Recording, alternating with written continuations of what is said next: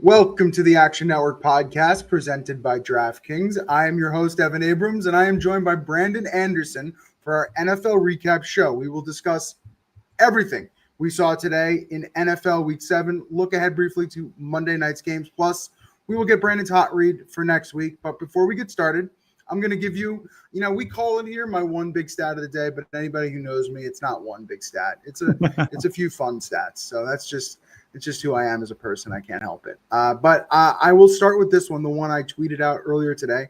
I kind of find it most interesting because I feel like the 1 o'clock window on Sunday has kind of become the graveyard of the NFL. I think a lot of people are pretty upset about it when they're watching those games.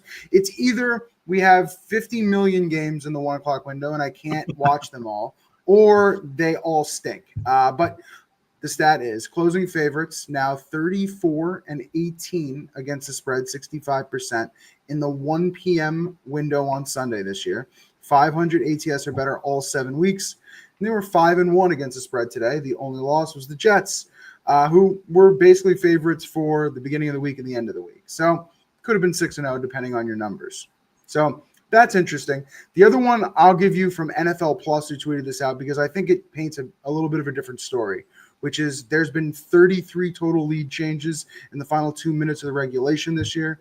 That is the most in NFL history up to this point, if you look at other seasons compared. So you're getting a little bit of parity in some places and maybe not in others in terms of favorites. So I think it's just kind of interesting week to week. The other one I'll give you is this.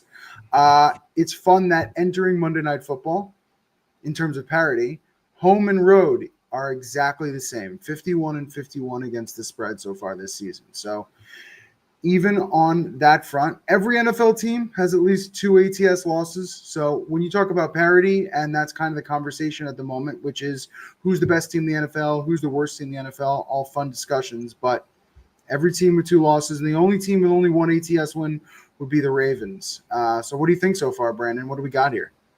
Yeah, I like that you had the stat for the early slate games. I saw the 5-1 ATS today. Someone had tweeted that out, and I was like, man, I wonder if that's been the whole season. I just hadn't gotten around to looking at it. So you came through with it.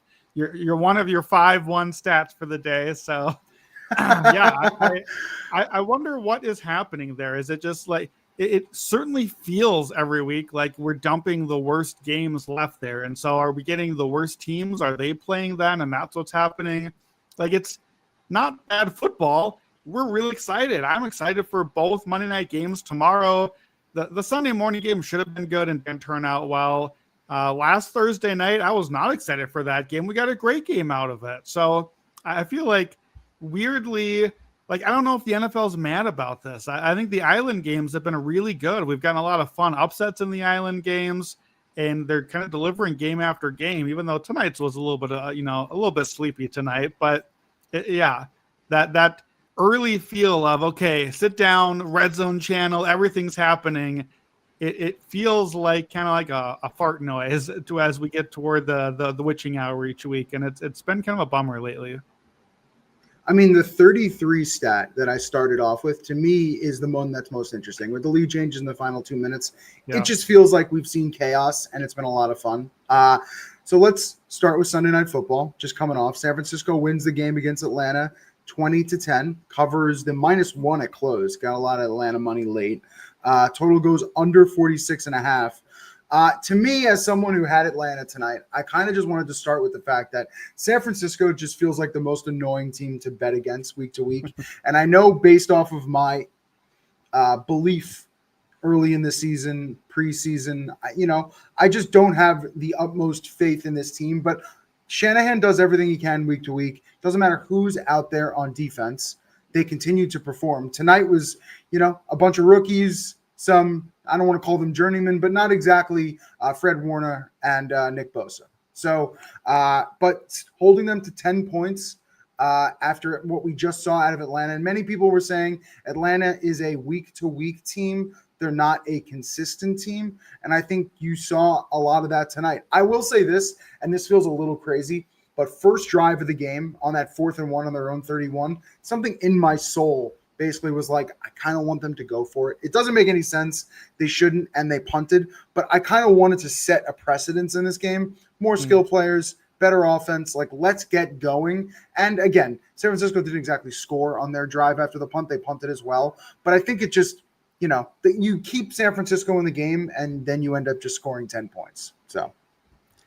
Yeah, the Falcons it just feels disappointing offensively. Like I'm looking at the list here. So 10 points tonight.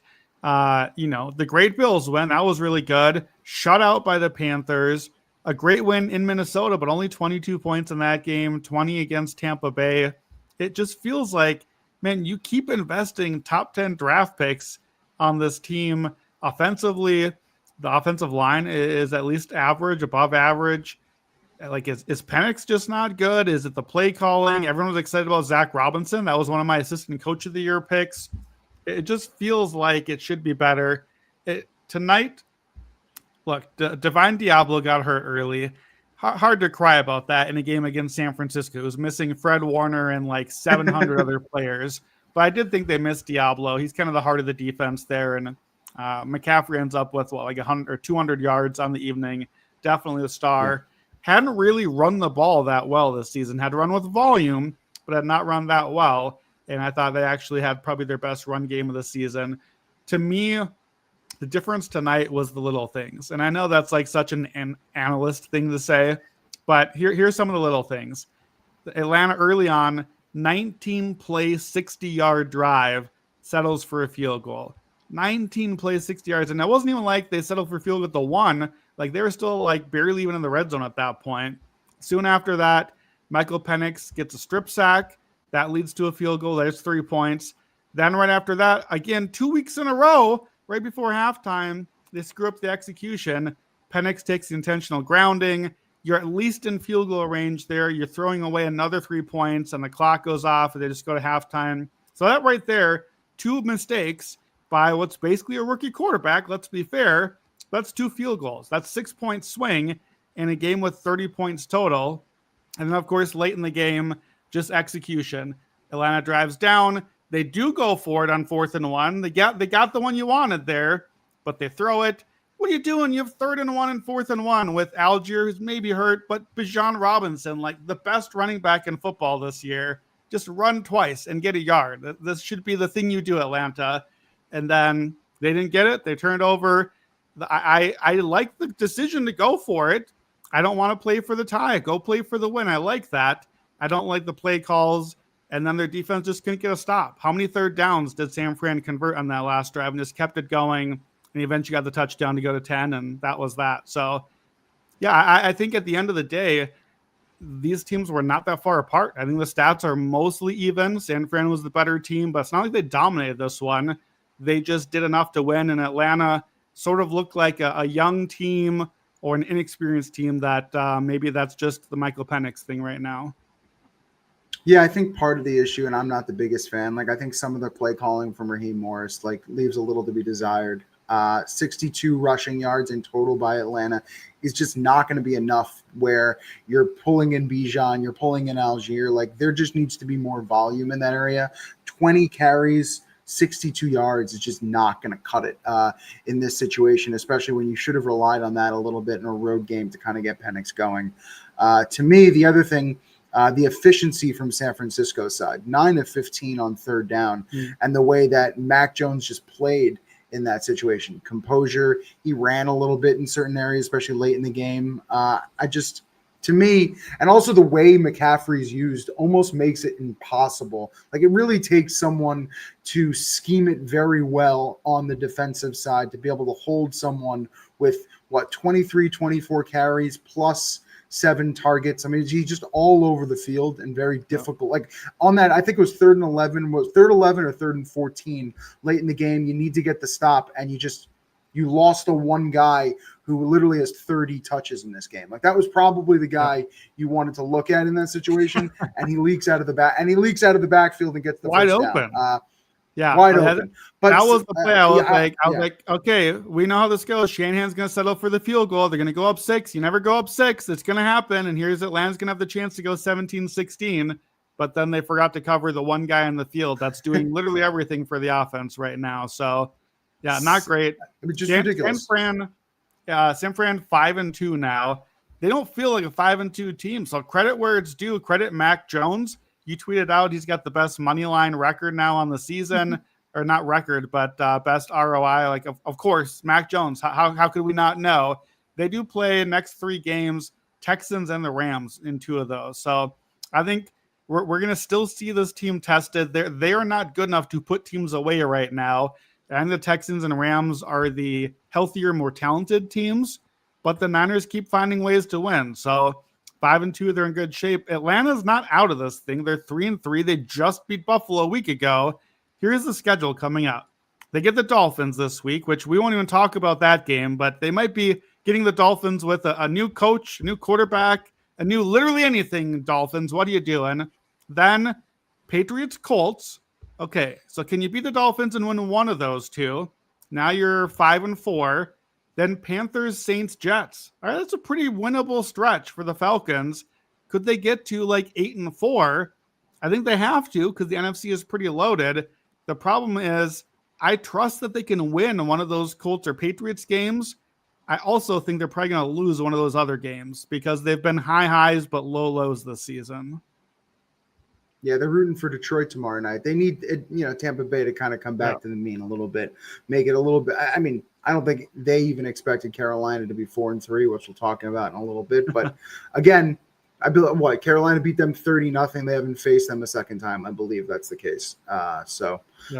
We will see how that goes. The only thing I wanted to note here before we move on to the next game, this one's kind of interesting to me. So this season, San Francisco 0-7 third quarter against the spread, which they lost the third quarter tonight, basically won everything else. Coming out of the locker room, they settle for, I believe, the field goal, then they allow the touchdown, and then you have a punt or 2 back and forth.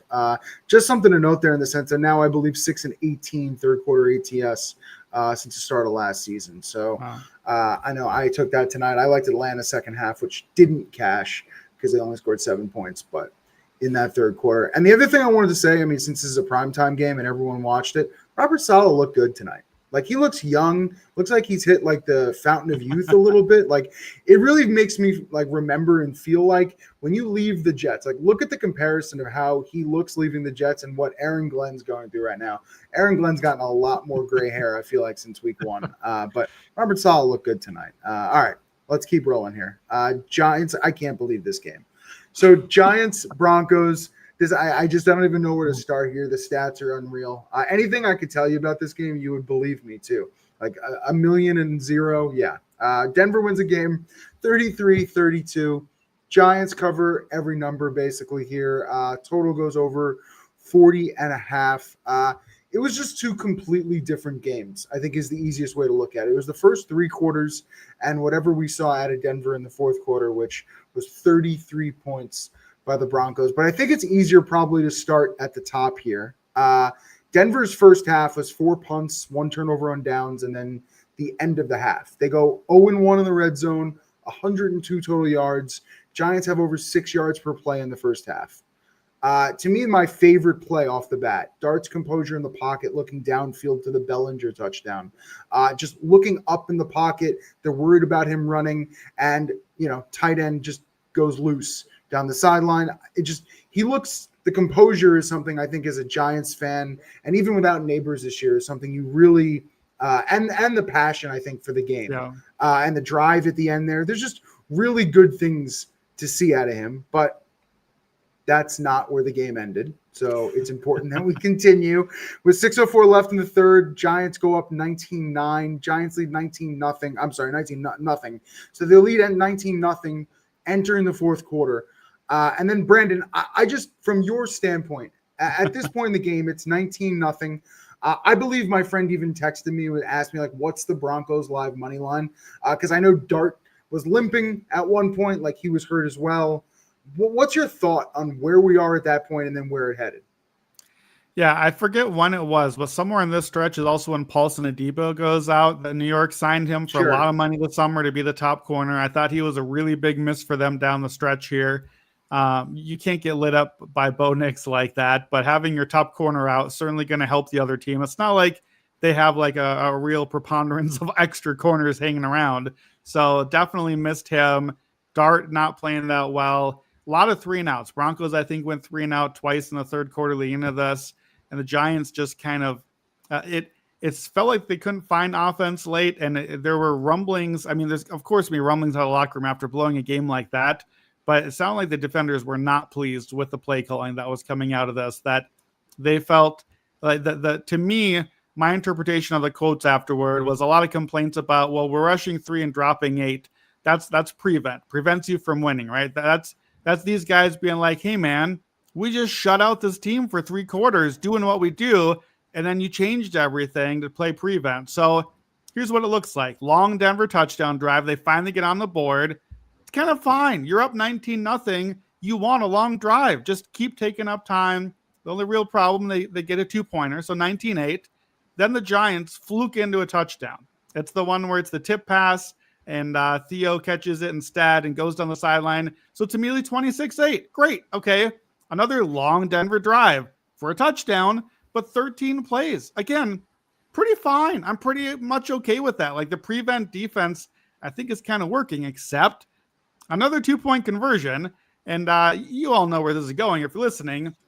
In a 1-point game, Denver makes 2 2-point conversions. The Giants miss one that they went for because they missed not 1, but 2 extra points. So put it different way, the Giants lost 33-32. They scored 5 touchdowns. Since you've been like 5 years old, 5 touchdowns means 35 points. They scored 32 points. Like, we all know the math on this. They missed an extra point, so they went for 2. They missed that. They missed another extra point late. That's why they lost. They should have won in regulation. They should have won by 2 in regulation. But anyways, it's 26-16 now after the 2. Then is the real problem. I agree with you. I thought Jackson Dart played well. I thought he clearly outplayed Bo Nix in this game. But that's the Dart interception. And a minute later, the Broncos score. And somewhere in that stretch is when I know Giants plus 320 money line sitting in my ticket is not coming home for me. So the Broncos are still down by 3, but then Giants go 3 and out. Denver gets another touchdown. I think that's the one where Nix runs it in, takes the lead. It's disaster. Then everything suddenly flips. And I was like, oh, thank God. All this like ridiculous luck that the Broncos have had all season, it's all come back around. We get 4th and 19, and Dart throws for Wandale, I think, and hits him and gets the late hit. So we convert that. Then we throw deep. We're just chucking it deep every play. Just throw it down deep. Maybe Neighbors is open. Oh, wait, he's not playing right now. At one point, I think Denver has 2 safeties run into each other and they both get hurt. So we're just like, chuck it deep, injure the secondary. Maybe that'll work out for us. Didn't work. So then we chuck it deep to the corner and get a really rough defensive pass interference that Sean Payton is not pleased about. So he runs onto the field to complain, rightfully so, except you can't do that. He's like out in the middle of the field. So then he gets an unsportsmanlike call. So they get the ball down to like the 2-yard line, and Jackson Dart runs it in. Ironically, so of course they call him down. They do the expedited review. They decide he's in. I think that kind of cost them the game, right? Like if he's just down and like a few more seconds runs off, then the Broncos don't have that one more play, and suddenly that 30-yard chip shot is like a 50-yard field goal. But he's in.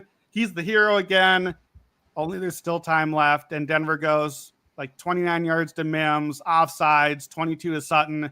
The Giants said after the game they put that Sutton play in yesterday. The Broncos said they put that in, that the Giants had allowed that exact sort of coverage late in the game twice this season already. That's awful. That is a fireable offense this season to have been that poor defensively. I don't know how you go from you're shutting them out and it's like the win of the season for you to you lost outright. You've got like heads have to roll. Like something bad has to come out of this because something bad happened in this. It's a good way to put it. I don't know who actually gets fired over this. Like, does Dable lose his job over this game, given the performance? I don't know. I mean, they were so close to so many things in this game, especially with the lead and the way the defense was looking. To look so good, then to look so bad. I mean, Arizona feels that way as well, facing Tennessee a week or two ago. Those are the two losses I feel like, and I guess maybe Buffalo and Baltimore in week 1. That would be the 3 I would point to, at least recently, for this kind of collapse. But I'll give you the stat before I ask you maybe one more question here. NFL teams had won 1,602 consecutive games when leading by, I believe it's 18 plus points. Let me get this right. Sorry. 18 plus points with 6 minutes left. Yeah, fourth quarter. So that is the stat. That's where we are at the moment. I mean, it's obvious that it's been that long because of this type of lead. But I also think the fact that they were up 19-0 and they had put that on Denver, to watch them score 33 points in the fourth quarter with all the stats you've heard about how many fourth quarter points doesn't even really give it justice. I believe DraftKings tweeted this out, but Denver at its high, at its peak, was 60-1 on the money line. I assume that was down 26-8, but I am not positive on that one. Anything else you can take from this game going forward, other than I personally, like, I'm still high on the Giants week to week from a spread standpoint. Like, I feel like making them considerable underdogs, given what they can do in the running game, what Dart seems to be able to do with the offense, and still the ability of the pass rush. So that's still something I take from this. Yeah, I wonder if Bowen, the defensive coordinator, could be the fall guy here. The Giants' defense has not performed as well as people had hoped coming into the season. Then looked great for 3 quarters today, but looked great against the Broncos offense that's not that inspiring, but then looked really not great for the last quarter. They gave up 33 points in the quarter. It's the second most fourth quarter points in NFL history. It's the second largest NFL comeback in 25 years. Colts Bucks Monday Night Football. We all remember watching that one. 21-point comeback, Peyton Manning classic for that one. Just disaster. You had the yardage before. Denver's first 8 drives, 111 yards. Their 5 drives that starting in the fourth quarter, 296 yards, 33 points after just doing nothing. So I'm interested in New York, at least game to game, week to week, like you said. I think if Bowen goes, I've never been a fan. He's always been one of my least favorite defensive coordinators.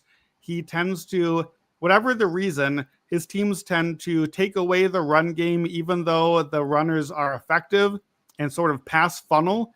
And that's just not the defense I want to have. I don't want to entice you to pass more against me, especially when Paulson Adebo is out on the sideline. So maybe with all that talent there, all those defensive pass rushers, a little bit of a different look or scheme could be interesting there. To me, my takeaway is less I'm ready to keep betting the Giants, and it's more I'm just ready to keep fading the Broncos. I faded Broncos against New York fair. 2 weeks in a row. I'm heartbroken. I had the money line both times, and I feel like how does at least one of those not come home? But Denver's 5-2. All games are ones. All of their wins are one score, except against Jake Browning, which was not exciting. They're now 3 straight ugly wins. They were shut out against the Giants till late and the Eagles till late. They won, but the first 3 quarters count too. And then whatever the Jets was, that wasn't pretty either offensively. I think you could probably argue, based on just like kind of coin flippy 1-score games, there probably should be 3-4, not 5-2. But it's the AFC. We need playoff teams. 5-2, having gotten these results, you're probably going to be a playoff team. I don't think the bet is miss the playoffs. These banked wins count. However, in the next few weeks, I think in the next under a month, Cowboys, Texans, Chiefs. Those are teams I feel pretty good about, at least something about them. And I cannot say that necessarily about Denver right now. So I think you may be looking to bet the Giants week to week. I think I will continue to look to fade the Broncos week to week right now. Yeah, and talk about a difference of styles coming up for Denver, facing Dallas and Houston in back-to-back weeks. So yeah, that's true. Definitely different matchups there. All right, let's keep rolling. Eagles and Vikings. Philly wins the game 28-22 in Minnesota, cover the 2.5-point spread. Total goes over 44. This was labeled as the Brandon Anderson revenge game. No, Carson Wentz revenge game, which I know we were talking about a lot on our Best Bets pod. But listen, the game starts with a 12-play Philly drive, ends with a A.J. Brown first target of the game, which is a 37-yard touchdown pass over the top beautiful, something we've been waiting for week to week in this what seems like never-ending conversation about getting him more involved in the offense. And after that point, I feel like in watching this game, Minnesota was just playing catch-up the entire time, especially after the interception on back-to-back drives for Wentz, including the pick six. Like drive after drive, I just felt like they were playing catch-up after that first really strong Philly drive that ended in that touchdown. And from there, the numbers don't look gorgeous. Like Philly goes 0 of 1 in the red zone, but that's because Hurts had long touchdowns. So I think there's certain reasons for some of the numbers. But Philly's 8 penalties isn't beautiful, but it seems like that doesn't matter week to week. So what do you look for here? I don't know necessarily if we're going to get Wentz or McCarthy going forward, but from Philly, I feel like it's just the same story week to week. So the Vikings play Thursday, so I'm going to have to assume we get Wentz at least one more game. You don't bring back McCarthy on 2 career games with, 2 days to prep, basically, after being away so long. So I think that sets up for one more Wentz game against the Chargers. Should get it. Wentz should get it, yeah. I think he should, because that also then gives you kind of the mini bye, and that's when I thought that McCarthy would get healthy last week during the bye and play for this one.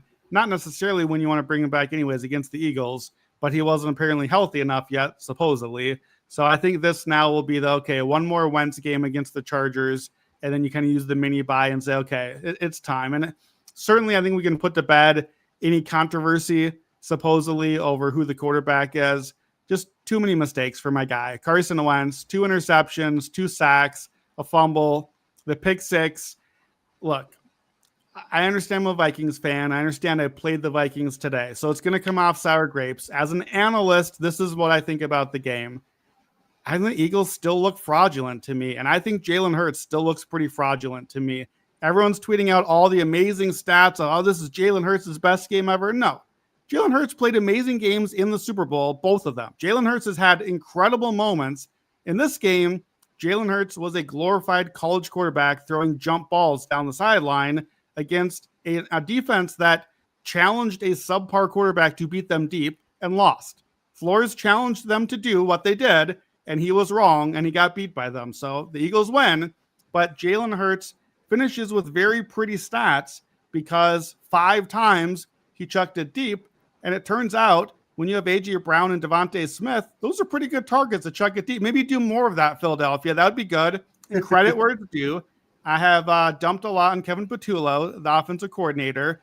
They changed it up a little bit. They had some under center play action, some deep passes here, some tendency breakers. They were coming off the mini by themselves. So I think that worked well. Patullo may be finding some answers here, but 5 deep passes. They connected all 5 for all 3 touchdowns from Hurts, 26, 28, 37, 45, and 79 yards. That's the 5 deep passes. Obviously, that's huge for them. Those 5 passes, 215 yards, 23 EPA. The rest of Jalen Hurts' game, 14 of 18, 109 yards, minus 4 EPA. So those 5 plays count. They won the game for Philadelphia. But let's not pretend the Eagles just magically solved their offense and magically fixed their passing game because 1 play a quarter broke right for them. It's not nothing, but it's not everything either. And I think people are going to overreact to this for Philadelphia. I think it's a step, but I don't think it's everything yet. We saw very creatively, we're seeing teams more and more try to come up with what are we doing against the tush push. The Vikings did the thing that we're now seeing in soccer games sometimes. On soccer, you have a free kick, you lay a guy down behind the wall so they can't go low. The Vikings literally have a dude laying down in front of the ball to just stop the leverage or getting imagine you go to practice on Monday and coach comes in and says, guess what, Evan? Your job this week is to lay down on the field. That's what we're using you for. So they did get a penalty on one of the tush pushes. So I guess that's that. Eagles now 5-2, all 5 one-score wins. Cowboys in the opener, remember that one. Chiefs, we remember the Kelsey tipped interception. Rams, Bucks, the crazy backdoor cover, heard around the world. Now this Vikings game, Vikings went 1 of 6 in the red zone and had a pick 6 and lost by under a score and had a chance late. I think the Vikings was the right side here. And again, I know that's going to sound sour grapes. I'm looking at the stats. I'm analyzing this how I would any other game. I think the Eagles, like the Broncos, who we just talked about, have to continue to be a team that I want to look to fade game to game. And in Philly's case, in the NFC in a competitive division, I think maybe still to even miss the playoffs. They can't figure this out better. They get the Giants rematch next, then Packers, Lions, Cowboys, Bears, Chargers. It's not an easy schedule, and this team has to do more than one good pass a quarter. And I think this was a right step, but it's not everything yet. I'm just laughing because I feel like when you say they, we talk about weren't the right side, were the right side. And I feel like you can say Philly wasn't the right side in really every one of their games this season, almost on some degree. It feels like it. And then I tell you this stat because I get curious when I see numbers. So like the Philly 8 penalties in today's game. And, obviously they win and cover the game. But Philly is 14-5. And you're going to say, okay, well, Philly has a really good record anyway. And it's true. But to say that they're 14-5 with 8+ penalties since 2021, I mean, these things kind of just don't matter. Like, okay, sometimes they bring the pass game. Sometimes they don't. I think the biggest issue this season's been the run game. Like, I still look, and the numbers at the end of the day are what? 23 carries, 45 total yards. Oh. And then you look, I believe Saquon 41 yards after contact of those like 44, 45 total yards, which tells me, I mean, he's getting hit behind the line of scrimmage way too frequently this season. I think it's impacting a ton of his different stats. I didn't check the updated stats today, but I'm sure his second half numbers continue to be terrible. And even though Philly figures out a way in a different multitude of different, I don't want to say, like ways in week to week, I feel like there is still a problem there. So, yeah, Saquon 18 for 44, 2.4 yards a carry. Just not happening. And that's -9 EPA on Saquon runs for the game. So don't tell me Philadelphia is fixed and knows what they're doing offensively when they cannot run the ball. Like every run they run right now, not every run, the tush push is still the cheat code play, but most runs they're doing are negatively impacting the team. They are not wearing opponents down because they can't stick with it. The line is not dominating like it has before. And so I think it's a real problem for the team. Typically, look, they just played the Giants a week ago, and that was my look ahead or hot read or something, because for years, they've demolished the Giants. All they do is just run the ball down their throat game after game, and that was the cap. And they can't do it. They have not been able to run the ball, and they just didn't run the ball against the Giants in the loss that, frankly, they weren't competitive in that game. And now they play the Giants again next, and typically it's like a -7 right now. That would be a hot read for me. Normally, it's like, oh, I know the Eagles. They'll just run all over them. That's fine. Done. No more analysis needed. And it just has not been that team this season. So I think that is definitely a real problem for them. This team's identity, like we want them to pass more, and they found some answers passing on a few of those downfield plays. But if they can't run the ball, that's who this team is. That's what they're built to be able to do. And Saquon has, I think, still only had like one rush all season over like 17 yards or something. Like he's just not getting those big, long plays. He's getting hit contact right away. Minnesota's run defense has not played well this season. That has been a weak spot for the team. And again, same to the Giants as the game before. We're getting Philly against teams they should be beating in the ground game the way they normally do. And it's just not happening this year. So I think it's a real concern, especially with the schedule pretty tough coming up. Yeah, in terms of perception as well. I mean, the look ahead on that Giants game was 10.5. You even got some 8.5s when that line opened. Now down to 7. So I think the market and some of the bettors, at least early week, kind of telling you what they think. All right, so before we move on, do not forget to sign up for Action Pro for real-time pick alerts from experts like Brandon Anderson, Chris Raybon, Stuckey, our entire Action Network team. Plus, you can access our pro projections powered by Sean Kerner and our predictive analytics team. Just go to actionnetwork.com/pro. Get $20 off the annual price with the promo code POD20POD20. Don't miss out on the best bets at the best prices. Visit actionnetwork.com/pro. Use promo code POD20 to get $20 off a year of Action Pro. Alrighty then, let's keep rolling here. Now we're going to talk about Green Bay and Arizona. So Green Bay wins the game 27-23. Arizona covers as a 7-point underdog.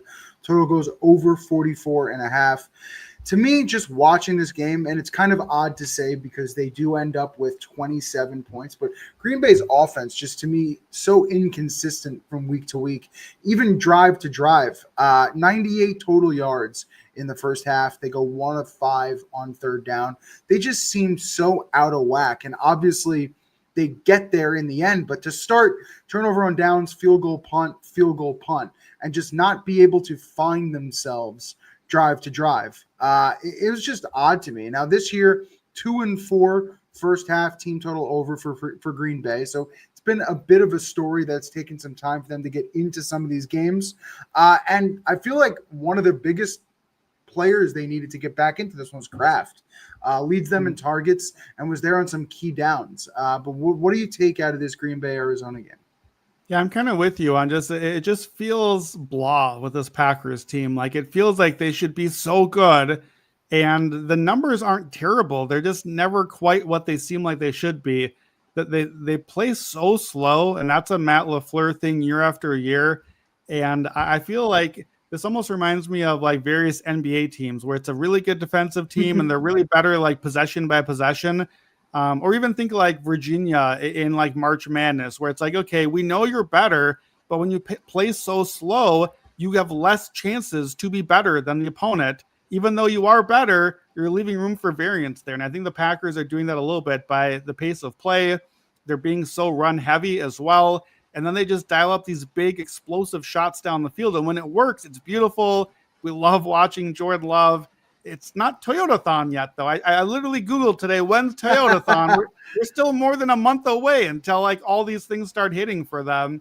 And so it just feels like the offense is leaving something on the table and not quite right. I think the line has not been as good.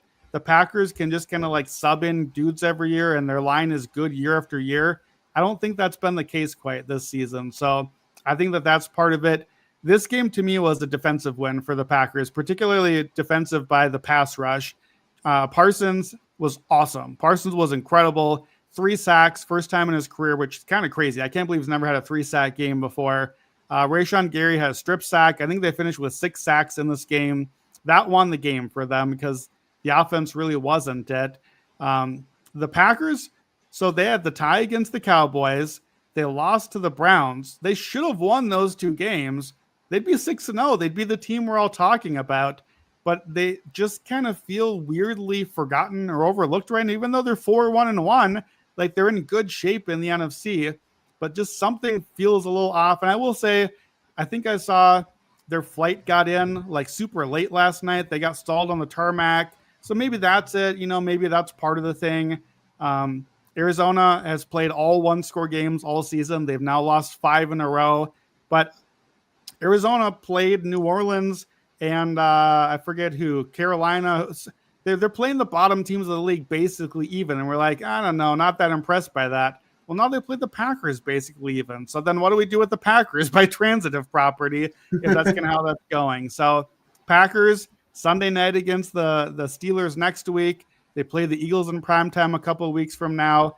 We're going to see more of this team in primetime. We're going to get some interesting tests against teams that we think maybe are a little bit overrated, but is that the Packers? Or metrics wise, maybe it's not the Packers. I every week I feel like I watched the game, I kind of saw it happen on Red Zone, and I'm like, man, why aren't the Packers better? And then I dig into the numbers, I'm like, well, I mean, it's kind of mostly fine. It's not all that much. So I think it's a tempo thing. I think they're kind of playing with their food. I think they're too reliant on those explosive plays, but it doesn't seem like everything has come together yet for them. I kind of agree. And I think coming up with Pittsburgh, Carolina, and Philly next 3 games, and even to say this about Carolina, who sits there at 4-3, but to me, I mean, I guess you're getting Carolina on the road, and it took basically a Jets-like performance on the other side for them to look even mediocre on the road today. But Pittsburgh, Carolina, Philly, not the easiest road for Green Bay. So the way I look at it is this is kind of an important win for them. With this, difficult stretch and having to face the pass rush, Watt on the other side of next week with the difficulty on their offensive line today, you just don't know what's going to happen in that game. There's going to be some emotions with Rodgers as well. in that matchup. So, Sunday Night Football, a lot can happen there. To me, couldn't drop this one, especially after the Dallas and Cleveland game. So they get the win. To me, it's probably the most important thing. In terms of the Cardinals, they've now lost 5 straight. This is unbelievable. 5 straight games by 4 points or less.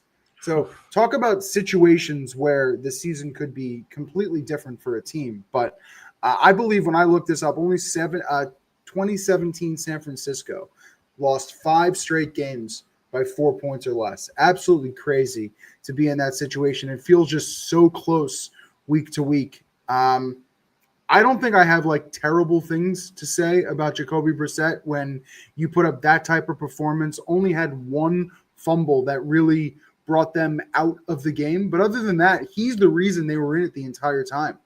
279 yards passing, 2 touchdowns, no picks, and a little Kyler, a little 6 of 26 on the ground, which he tends to give you every once in a while. I liked it. I mean, week to week, I feel like he gives them a lot more balance and less, all over the place. Like Kyler is more turnover worthy, I feel like, than Jacoby Brissett, but maybe I'm wrong. Yeah, I believe they're going into the bye week now, so I'm going to assume that they rested Kyler one more time and that he will be back after. This is your franchise quarterback, and Jacoby is not the long-term answer. But correct. At 2-5, you're not looking for a short-term answer either. We are teetering very close with the Cardinals on the brink of a lost season. It shouldn't be, like you said, 5 straight losses by 4 or less. Just win a couple of those, and you're in the mix of things. But the NFC is pretty unforgiving this year.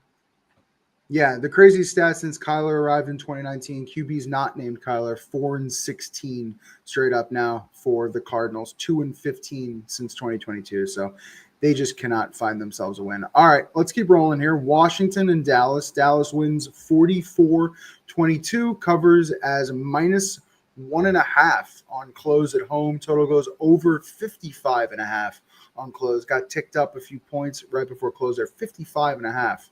on close. You had no McLaurin, no Debo, and Dallas. And to me, the story is Dallas can't put Washington away, even with good offense, good run game, no offense on the other side from Washington, really, and just playing with their food a little bit in this one, it felt like. And after a while, and Jaden's injury ends up being probably the most noteworthy thing in the game because Dallas's offense continued to play really, really, really well, and their defense, not so bad in this one, but I don't think they had an opportunity to be bad in this game is probably the way I would look at it. But Dallas 6-1 to their team total over in the first half, 6-1 to their team total over in the entire game.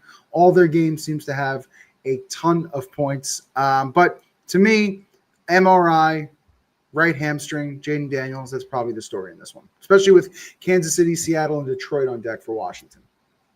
Yeah, I agree. I'll say about Daniels in a second, but CeeDee Lamb finally back, had a big game, scores a touchdown, 110 yards. Pickens still another good game as well. Dak is playing great. Dak is playing MVP level football with whatever the opposite of MVP is as a defense. So it's probably not going to happen, but they're hanging around. I didn't really feel like by the numbers that this was really quite the blowout it was. The Deron Bland pick 6 kind of blew things open. But hey, look, we hit the blowout escalator. Cowboys by 7 plus 270. Cowboys by 14, 6-1. Cowboys by 20, 11-1. Obviously, we lost the Washington side of those, but that was fun to see them run it up. Yeah, to me, I agree. That's got to be that Daniels is the story. Washington 3-4. They've yet to win back-to-back games. Daniels is hurt again. He already missed some games. I have to assume they're going to be cautious. I know it's not the same. It's not as big of an injury, but it's a Washington quarterback, and man, I love Jaden Daniels. I want good things, but I'm sensing some like Robert Griffin III, it's shades of it a little bit. I want it not to be that. Right now, they're missing their top 3 receivers also, and like you said, at Kansas City, Seattle, Detroit. Man, that is a murderer's row. Like that's like 3 of my top 5 or 6 power rated teams right now. Then Miami, overseas, then the bye week. If this is even remotely of a serious injury to Daniels, I don't know if he plays before that bye week. They might be 4-8 into the bye, and you're cooked in the NFC if you're 4-8 that late. Maybe the AFC might be able to make a run, but we are again, with Washington, with this upcoming schedule, Mariota is a huge drop-off, and that is very close to on the brink of a lost season for them as well. Cowboys 3-1 at Denver, Arizona, at Las Vegas. If this offense keeps cooking like this, they could win all three of those games and suddenly be one of those teams we're really talking about. And then around Thanksgiving, of course, we know they'll play on Thanksgiving. I think it's Chiefs on Thanksgiving with the Eagles the week before and the Lions the week after that. So get ready for lots of Cowboys offense talk and maybe some Dak MVP sleeper talk. And then Eagles, Chiefs, Lions, Cowboys games. We're going to be seeing a lot of this team and a lot of points, it turns out, both ways. Yeah, with the Jaden injury and the no McLaurin and Devo, I kind of felt like Washington was semi-punting this game a little bit early on. They were down 12, and I understand they're not pulling Jaden at that point. But to me, Dallas's offense just overwhelmed in this one. The stat I'll take forward, Dallas now home overs at 3-0, 15-6 home overs last 3 years, above 500 to the over at home at AT&T in the last 8 seasons for Dallas. All right, let's keep rolling. Colts and Chargers. Indy wins this game 38-24. They cover as 2.5-point dogs, over 49.5. I mean, from whistle to whistle, it felt like the Colts commanded this game. It really, and I guess mostly from the offensive side of the ball, but just to start the game, it was 6-yard pass, 4-yard run, 29-yard pass, 13-yard pass, 23-yard touchdown. Indy's next drive, 17 plays, 70 yards, 7:41 off the clock.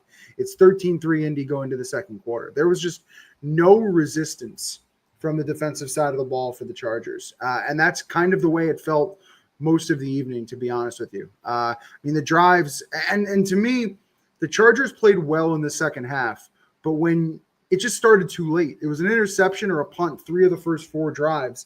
And if you can't stop Indy's offense, there was just nothing left to do in terms of trying to get back into this game. And I just love the play calling from Steichen early on with Indy, especially the touchdown to Pittman where he was in motion and the fake handoff. Like, they're just doing all the right things to put Daniel Jones in a position to punish the opponent with Warren.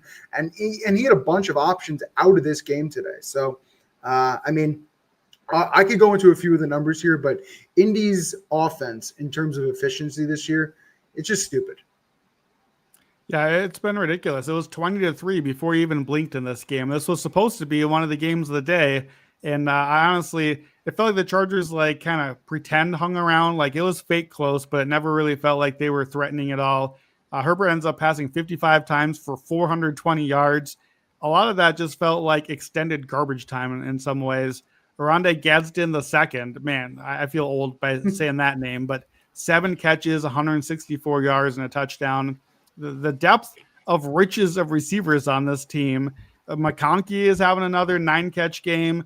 Quentin Johnston is back. Keenan Allen has 119 yards on 9 catches. And then you have this 5th round rookie just putting up a monster line on top of it. But none of it really mattered because it was really never a game. Jonathan Taylor, another huge game, 3 scores for him. I think has to be the clear offensive player of the year leader at this point. Has to stay healthy going forward. To me, Chargers are probably the story here because we are now very, very close to a 4-game losing streak for the Chargers. They beat the Dolphins by 2 last week, barely. That's how close we are. And now Mekhi Becton got hurt. It's a short week for the Chargers. Joe Alt is still out. Is he back Thursday? They badly need him. Slater's out, obviously, for the season. They did get Khalil Mack out, but I didn't see him doing a lot yet today. They just are kind of trying to hang on right now. And typically a Thursday game is not a good formula for a team that's injured and trying to hang on. So maybe that's the Vikings fan in me trying to believe, but I don't think this sets up as a great spot for the Chargers here on a short week.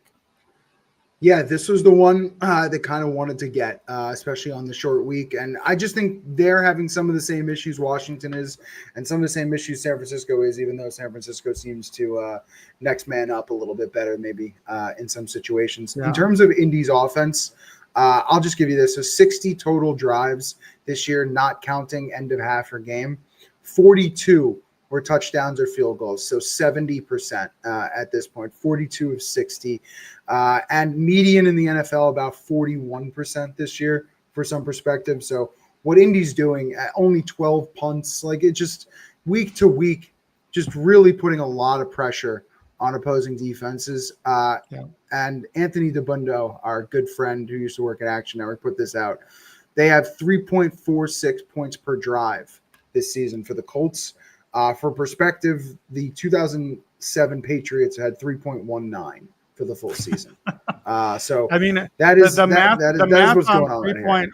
3.46 points a drive is very simple. Every 2 drives, you scored another touchdown. Like, that's ridiculous. We are a third of the way into the season, and for the entire season, every 2 drives, the Colts score another touchdown. Like, that's just a crazy number. And my only other note on the game, Chargers, what are you doing? These uniforms were ghastly today. Like, I didn't want to see that on my screen. So I was like, oh man, I was excited to watch this game. So thank you to the Colts for putting up 20-3. So I didn't have to watch so closely in this game. Those were terrible. Don't bring those back again. Kind of felt like the Savannah Bananas were on defense in most of the game anyway for them. But Colts covering by 11 points per game this year, which would be best mark entering 8th game since 2021 Cardinals. Remember that. That was a fun run for a few weeks. All right, let's keep going. Saints, Bears. Bears win the game 26-14. They cover the -5.5 to -3.5. Had some late Saints money come in. Total goes under 43.5. Saints have stayed basically in every game week to week because Rattler has kept them in it, basically done his job, which is if you don't have it, punt. And that didn't happen today. Tons of turnovers. 3 interceptions for Rattler, 6 turnover-worthy throws. New Orleans in total has 4 turnovers. And when they tried to run the ball, they couldn't. 2.6 yards per rush. It just nothing was working for New Orleans today. Even when Caleb was maybe getting a sack or throwing a dumb pass, New Orleans couldn't capitalize on it. And that's kind of what it felt like as you kind of watch this one. And the other one that was really strange, 40 carries for Chicago, 222 yards for a New Orleans rush defense that was pretty darn good entering this week. Swift, though, the last 2 weeks has 10 runs of 10-plus yards. So he has been super hot lately. What'd you see here in Saints Bears? Yeah, I thought the run game of the Bears, that was my main takeaway here. We saw coming out of the bye week, Chicago feels like they have a completely different run game. They had a 95th percentile EPA per play run game on Monday night against what had been a top 10 Washington run defense by DVOA. The New Orleans Saints were, again, a top 10 run defense by DVOA, and now they were 45% success rate. That's a good number. 75th percentile on that one. They are running the ball well now, and DeAndre Swift has not ever been a great running back in the NFL. He's been pretty good for Ben Johnson before. He was not good the first month, but this to me is scheme. It's the line getting healthy and coming together. They've got the new left tackle. He's playing well. The interior, it took some time, but it seems like it's gelling a little bit better now. Rookie Kyle Monangai, he has 13 carries for 81 yards and a score. That's Ben Johnson football, running the football. And the first 4 games of the season, they were 50% or below in success rate, 50th percentile or below, I should say. And a couple of games, like near last in the league a couple times. Now they're looking like the Ben Johnson Lions. They're looking like the other great running teams. And look, we didn't say the name Caleb Williams. That's fine. This felt to me like a couple of years ago with Jared Goff, where it's like, you know what, better to just not notice you today. That's okay. Let's just win running the football. And look, I live in the area. It's nasty weather out here today. It's cold. It's rainy. It's gross. The Bears just won this huge comeback game Monday night. This is a classic letdown spot where Caleb Williams throws a couple interceptions, makes some mistakes. They give one away after they just got it. This is a professional win by the Bears to just run the football, stop the run, 2 things they could not do in September, and just win a pretty easy game against a team that's not been easy to win against. So I think it's a good sign for Bears. Bears Island might be calling my name a little bit again. I might have to go back. Yeah, and my favorite comment of the day was Momungai and Swift being his Montgomery and Gibbs, finding that in 2 backs and how to balance and things of that nature. I mean, it was nice to see back there. The one stat I'll give you, which, I mean, you probably love, given all the stuff you were talking about in the preseason, or at least, can tout him with it. The Bears are 6-0 to their team total over this season. The last undefeated team left in the NFL. They just continue to score points. They were 8-9 to their team total over last year, already 6-0. My one issue with Chicago, the penalties are crazy. Here are the penalties in all their games: 10, 9, 8, 6, 8, 12. Like, that is a issue from a head coach's point of view that needs to be figured out. There's a lot going right in Chicago. Week to week, that's something that needs to be figured out. The line next week is just fantastic. It'll be a storyline in any gambling show. Be Chicago plus 6.5 at 1-5 ATS Baltimore, who hoping to get Lamar Jackson back, and we will see what they look like in that game. But you have anything else with New Orleans, Chicago? No, let's go to the morning game. Oh, Lord. All right. So the Rams win 35-7, cover -3 in London. Total goes under 44.5. So I think, at least to me, I found it interesting. The travel schedules were an interesting handicapping conversation for a few people, with Jacksonville leaving on Monday night there the entire week, and the Rams deciding to arrive in London Saturday morning, do no media, basically, go straight in, play the game, and then leave after staying on the East Coast. There was pictures of them at Camden Yards. Just a very different strategy on what to do here. And then you look at how this game started. Jacksonville goes punt, field goal miss, turnover on downs, turnover on downs, turnover on downs, punt. That's how we went to the fourth quarter in this game. So to me, I think it's more about how Jacksonville prepared in this one, I feel like, is the way I come out of this.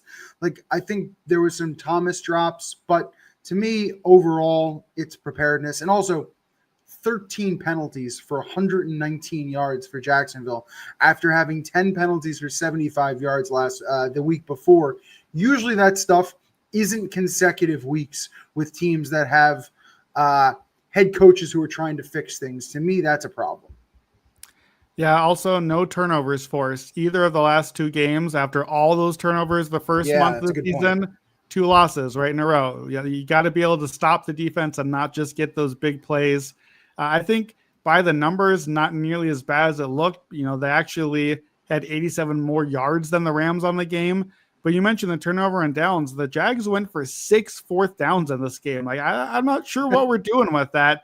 Both teams were combined 5 and 25 on third down. So it was not pretty football, but I don't know. Like, the Rams only had 271 yards. They weren't exactly moving the ball at will.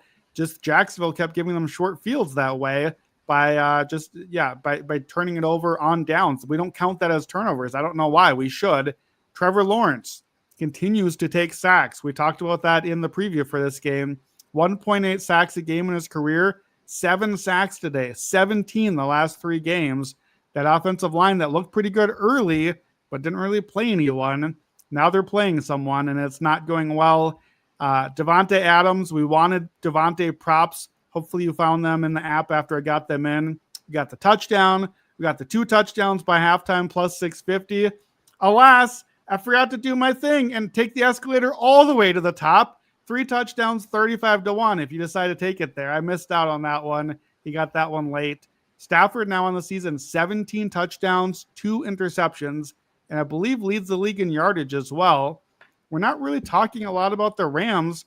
Why isn't Stafford in the MVP conversation? And in a year where we need somebody, this dude who was like maybe going to have to retire with back injury and everything else, 17-2, pretty good. And the Rams are pretty good as well. Yeah, the only note on Stafford, 11 touchdowns, 0 picks, 70% completion percentage in the second half this year. 11 touchdowns, no interceptions, 70% second half. Going to be very difficult to beat a team when you put up those numbers, especially second half. And here's the number for me. Stafford 6-1 second half ATS this season. He hasn't finished above 500 second half ATS since 2017. All right. Let's go. One more note on this one. Yeah, go. Trevor Lawrence continues in his career to be awful in the rain. Like, I couldn't find a stat for it, but just anecdotally, the man cannot hang on to the football in the rain. And I thought he was sailing passes like Trevor Lawrence is a gremlin. You can't let him get wet. It's been a problem year after year for him. So as soon as I saw rain show up in the forecast, I was on the Rams in this game, and I was like, man, I like my Devontae props less than the rain, but I like fading Trevor Lawrence once it gets wet outside. So keep that in mind. You play in Jacksonville, you're going to get some rainy games. Yeah, I could probably filter that a little bit with some wind. I'll check it out. All right. Let's go through the last 4 games here, just through some scores and a few notes. So Carolina wins 13-6 over the Jets. They cover the -1.5 or +1.5, depending on when you got in. Total goes under 39.5. This was, kind of a battle of the line down the stretch because everyone was kind of tracking who was going to close as favorites. Jets end up closing as favorites. First 0-6 team or worse to close as favorites since the 2013 Giants. Did it with Coughlin and Eli. Carolina is a story, though. 4-3 straight up. Have a record above 500 for the first time since October of 2021. Patriots, Titans. Patriots win the game 31-13. Cover -6.5 on the road. Total goes over 41.5. The Tennessee Titans have now lost 11 consecutive games at home against the spread. The longest home ATS losing streak for any team since the 1970 merger. Vrabel does the job, comes back, beats the Titans, and covers the spread. How about this one? Drake May completing 81.3% of his passes when leading this season, when the Patriots are up. 61 of 75. Going to be very difficult to beat New England if he's doing that. All right. Raiders and the Chiefs, but mostly just the Chiefs, win 31-0. Cover -13.5 on close. Total goes under 44.5.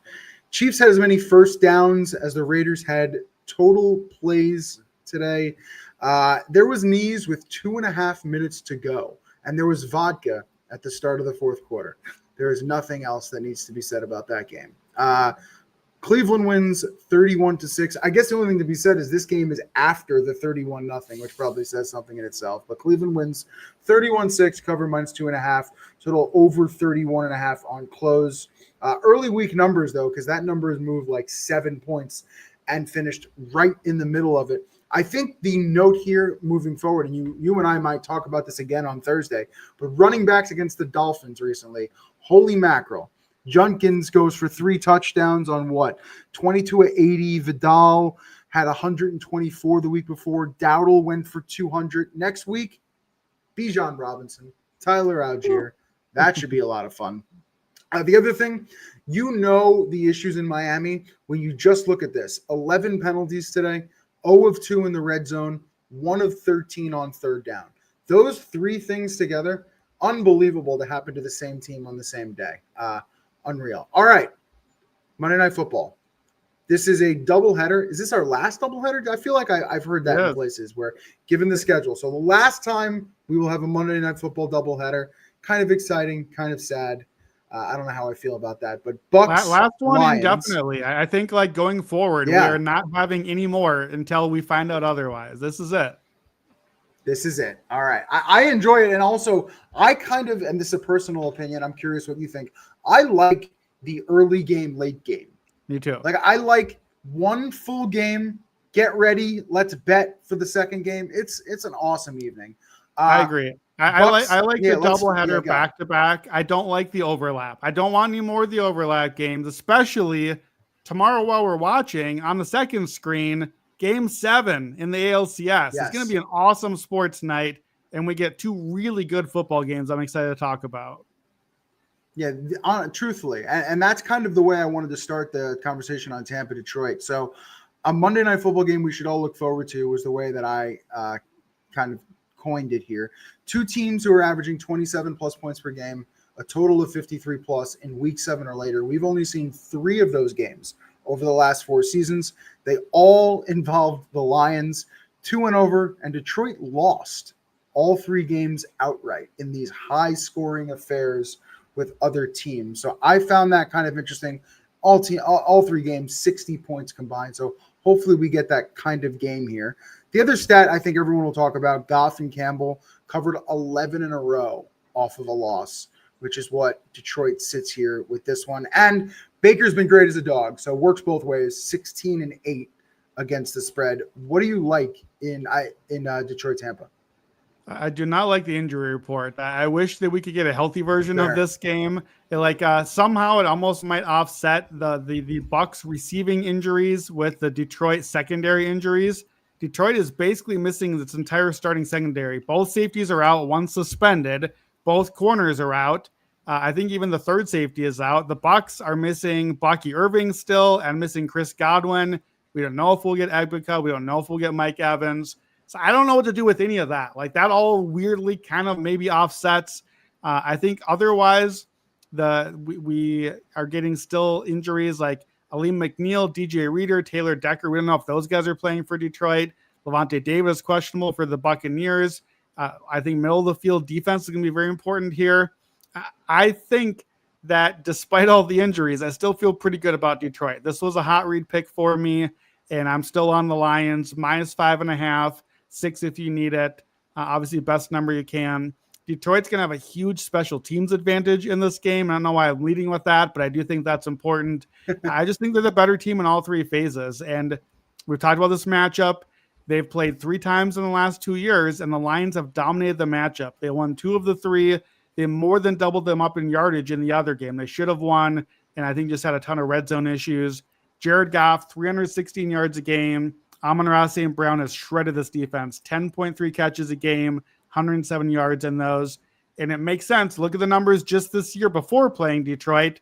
Buccaneers, bottom 5 defending middle of the field, bottom 5 against short passes. Detroit is number 1 in EPA per play in both of those stats. And that is where they live, in the short stuff, and it's with Amon-Ra. And again, Levante David being out would only make that even worse, I think, for Tampa Bay. So you had the Goff stat off a loss. I'll give you the Goff stat. We also know just with the Lions indoors. That's it. Detroit indoors with Goff, 35, 12, and 1 ATS, 75%, just crazy numbers over a lot of games at this point. So give me the Lions, 5.5 or 6 if you need it. And I'm still backing what I played on our last podcast. It's Amon-Ra St. Brown escalator season. I'm taking this all the way up. Bucs opponent wide receiver ones have at least 9 targets every game this season. They've allowed 8, 8, and 10 reception games. Last 2 games, wide receiver one has had 132 and 142 yards. Amon's had 7 catches or more, all but 1 game. 7, 7, 8, 9, and 9 receptions. So I want receptions over 6.5. That's where you start the escalators. Hit that all but 1 game. I want 8 receptions, but plus 100 yards. Same game parlay. 8 for 100. Since 2022, when the Ben Johnson era started offensively, 15 times out of the 20 times that he's had 8 receptions, he also had 100 yards. So that together is plus 292 at DraftKings. And then check the app. I go all the way up. I go 9 receptions. I go 10 receptions for 120 yards. I touch 12 catches and 14 catches. And then all the way to the top, 2 more to quick notice here. 8 catches, 100 yards. Jared Goff for 300 yards and the Lions cover. Put it all together. Give me the script. That's 16-1 at DraftKings. And then a little awards escalator. Offensive Player of the Year. I told you that Jonathan Taylor had another big game. I think this number is probably even longer if you get a chance to look. I didn't have a chance to look before tonight. But I think Amon-Ra St. Brown reminds me a lot of Puka Nacua and JSN, the 2 receivers at the top of the odds. And if he has the sort of game they've been having in this one, he might be in that mix. He could have a shot at the touchdown record for receivers. He could have a shot at the receptions record. Last I saw, I took it at 35-1. Anything in that range, I think, is a good nibble at Amon-Ra to have a huge game and escalate into that conversation. So I like the Lions. I love Amon-Ra in this game. I have a gut feeling, and I'll tell you my bets in a second. I like Detroit early. Like I think a first half bet. I think they come into this game off the loss pretty well. Tampa's defense, a little bit of pressure, but nothing crazy in the secondary. I think Detroit should be able to move the ball. The bets I were looking, I'll give you 2 props and then a little bit something different. I saw this earlier. I don't see it at the moment up, but Tez Johnson, I bet it over 1.5 receptions in this game. Still a lot of question marks in terms of who will be pass catching for Tampa Bay, but That is the bet I made. There's a Cameron Johnson, there's a Cade Otton, there's a lot of different people and question marks entering tomorrow night. So that's the bet I made there. The touchdown flyers were Otton and Brock Wright. I think this is a tight end type of game with a little bit of scoring given the total. And I think in the red zone, those guys could get some fun looks. And then the bet I like itself in this game is Tampa Bay second half team total over 11.5. Again, I think Detroit can start off hot. I think they probably win this game, given some of the luck stuff that's going on with Tampa Bay. But I also see Tampa Bay trailing and coming back and scoring well. Tampa 6-0 against a third quarter spread coming out of the locker room this year. And when the Bucs have been trailing, Baker, 9 touchdowns, 1 interception, and 16 plus 20 plus yard throws, second most to Stafford. So to me, trailing, I kind of like that bet second half. So that's the way I would look at Tampa Bay and Detroit. Yeah, I was talking with Nick Giffen earlier this week about, Tampa continues to be like high up in the luck ranks week after week from all the things that's been happening. And I was like, man, I might have to go back with the Lions and take the escalator here and look for like a 10-point win, a 14, 20-point win. The injuries in the secondary mean, I don't know. I feel like better about your angle of like, okay, the Lions get out ahead, but then Baker, who cares? It doesn't matter who he's throwing to right now. Pick somebody out there wearing creamsicle, and he's going to find them. And against the injuries in the secondary, I don't know that I want to be like trying to protect a big lead because Baker's just going to be chucking and probably find some answers. So I think some of those second half things line up, and, could be that the Bucs are winning and staying ahead that way as well. So I think you have multiple outs. I did look it up, by the way.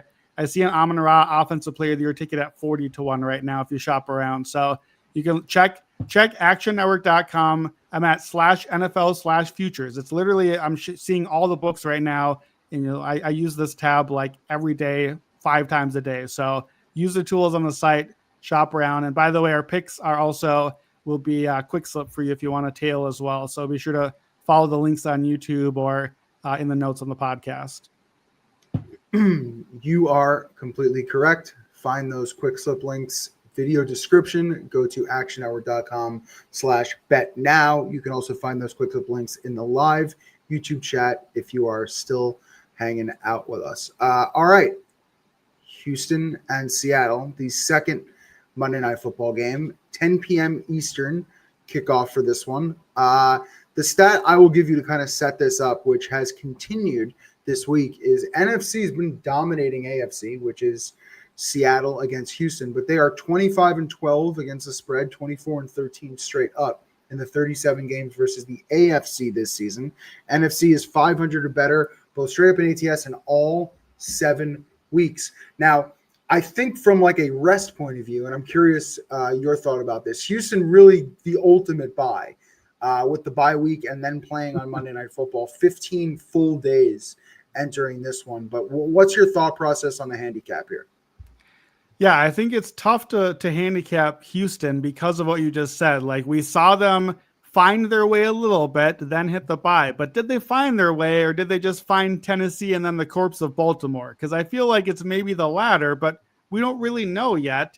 And then we know Nick Caley, the new offensive coordinator, now has a month of film and 2 weeks, 15 days to prep some stuff here. So I can't really give you live betting angles right now because we're not live for the game. I wouldn't mind. I'm going to be on Seattle here. I wouldn't mind waiting in and playing like a Seattle live after a quarter. Like Houston last year, I believe, was really good on those scripted 15 plays and then just completely cratered after that. Now, this is a different system and coordinator, but I could see after, like, put it this way. If Houston does not look good early offensively, then I am going to really not feel great about their chances because they've just had 2 weeks to prepare for this. And look, Seattle's defense is really good. Mike McDonald's defense is really good. But I do think Houston is set up well early. I still like the Seahawks. Seahawks -3 if you can get it. If you only have a 3.5, maybe you do wait and try to get a better live line and get under the key if you can. I think Seattle's just rolling still. Again, I'm going to mention special teams. They are best in the league right now at special teams. I think that matters this year more than ever with the dynamic kickoff. Their run defense has been awesome. Houston will not be able to run the ball in this game. Hopefully their secondary is getting healthier. We talked about our guy, Eamon Wari, and at safety. And then downfield passing, I think they can find some answers here against Houston. As good as Houston's defense is, they are vulnerable against the deep pass, 21st by EPA per play. Seattle, 1.44 EPA per play downfield passing, and not on small sample. They are top 6 most likely to pass downfield too. So Sam Darnold and JSN are just cooking teams down the field. I think they'll be able to find something there. I just have to believe until Nick Caley's offense shows us something otherwise, Houston's offense is the weak link in the game, is by far the worst unit on the field. 25th percentile success rate on the season. 25th rated, I believe, is my note for that one.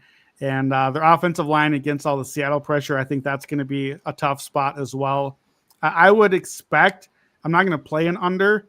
The total, I believe, is 41.5. We're expecting not a lot of points. Like, we could see a similar game, I think, to the one we just watched tonight, where it's like a 20-10, or like points will be at a premium. So again, if Houston comes out and gets a touchdown drive or two, that sets them up pretty well, because we might not, 20 might win the game here for it. So that's going to keep it tough. That's why a 3.5 I wouldn't love as much for Seattle, but I do think Seattle's the better team. And I like both teams. I'm excited to watch this one. We maybe get a little Pac-12 after dark football with the late kickoff, but Seattle's the Pac-12 team in this case. I'll take the Seahawks. I think it's going to get a little weird.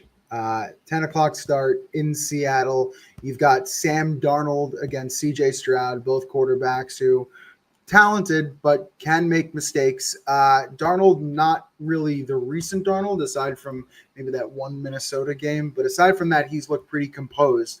I feel like I can't touch the spread in this game because the Seahawks are the NFC version of the Colts. Like, it's something I kind of want to stay away from because they're much better than I thought. And I think I'm a little jaded in terms of how I see them. So my bet on this game won't be the spread. I want to sit back and kind of learn more. The one prop I found in this one was Xavier Hutchinson. I like over 18.5 receiving yards. No Christian Kirk. Nico Collins obviously going to get a ton of attention in this one, but I think Stroud's going to try to throw. I think there's a chance that you're right and Seattle ends up winning this game, which Houston falls behind. And I think Hutchinson's in for a little bit of a nice role, and that is a good line. So make sure you try to shop that one around. But I like Hutchinson. And to me, I think this is going to be a late weird one. So I'll take some overs. Yeah, I think it'll be weird. And look, I hope it is weird. Well, we're going to have a great Detroit-Tampa game. We're going to have probably know the World Series matchup, unless we get to like another 15-inning game. And then all eyes on Seattle and Houston. What could possibly go wrong?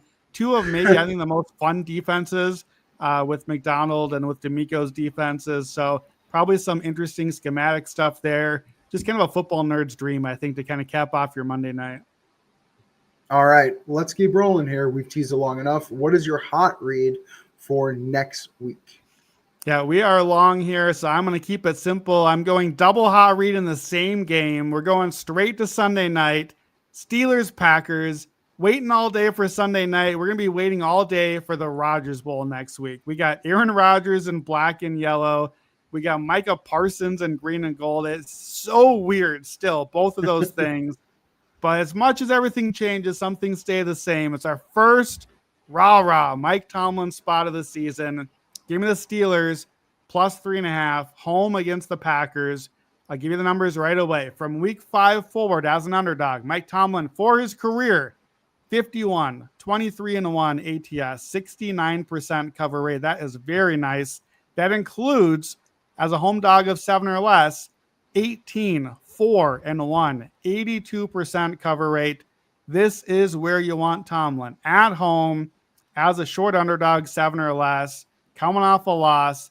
This is the spot. This is also a spot you want to back Pittsburgh's defense historically after getting embarrassed. After they've allowed more than 28 points in our BetLab system, the Steelers are 40, 16-2 ATS the following game, 71% cover rate. And I just think at 3.5, it's just a little too much for the Packers the way that they're playing right now. I make Packers favorites, but more like 1 or 2 points here. We get the right side of the key number. Offense has not scored above 27 points except against Dallas, which I don't think really counts, to be honest. We talked about the Packers playing slow, kind of leaving teams to hang around. That is the Steelers-y thing to do. Home underdog, hang around, get the Mike Tomlin voodoo. And I don't think Packers receivers can do what we just watched the Bengals receivers do. And look, I know I just picked against the Steelers Thursday night. I picked the Bengals. It doesn't have to make any sense. The Steelers play down as favorites and they play up as underdogs. This is the trend we see year after year with them. Packers are playing with their food. They led the Browns late. They lost by 3. They led the Cowboys late. They tied. They led the Bengals by only 6 late. Even that is playing with your food. And they need the late touchdown against the Cardinals. That's their last 4 games. Steelers, a little extra rest here as well. A little more time to scheme up some Tomlin voodoo. So Steelers plus 3.5. I honestly think the line might move toward Green Bay anyways, but I want the hook and I'm not waiting around to lose it. And then the other pick here, just doubling down, money line. Steelers. Same, again, I told you, home underdog, 7 or less. Tomlin, 18-4-1 ATS. Well, in those games, 16-7 straight up. So that is a 12-win pace as that's a division-winning team, 12 wins as a home underdog, basically, for Tomlin. Play the money lines, 69% ROI money line for his career as a home dog of 7 or less in that spot. More than double, I think, any other coach in our database. So Steelers on the money line, plus 155. Steelers plus 3.5, 3.5, whatever number we're saying. It's late. It's midnight here. Steelers, Sunday night. Take them to cover. Take them to win. I don't know why either. This is just what you do with Tomlin, and this is our first spot of the season, and we'll all be watching, and we'll start there next week on Sunday night. Yeah, so you remember the big conversation last week was how Tomlin had struggled on Thursday Night Football on the road. There was a bunch of spots there. Since 2010, after the Steelers play on Thursday Night Football, they are 12-3 straight up. So a good bounce back spot in this one. All right, that'll do it here on the Action Hour podcast for our NFL Week 7 recap episode presented by DraftKings. Give us all a like on the YouTube video. Before you take off, we really appreciate it. Go to actionnetwork.com/pro. Use a promo code POD20 for $20 off a year of Action Pro. If you haven't yet, check out our new Quick Slip bot on X. Just tag Playbook @Playbook. Tell it to grab whatever bets you're looking for, and it'll create a Quick Slip link for you in a matter of seconds on the platform itself. So cool, so quick, so awesome. We will be back for Action Island before Monday night's game right here on Action Hour's YouTube page, as well as more NFL best bets from Brandon, the 6-pack from Raybon and Stuckey, anytime touchdowns, and more on the podcast feed next week. Thank you for listening. Good luck with all your bets, and let me be the first person to welcome you to National Tight End Week in the NFL. Have a good one, everyone.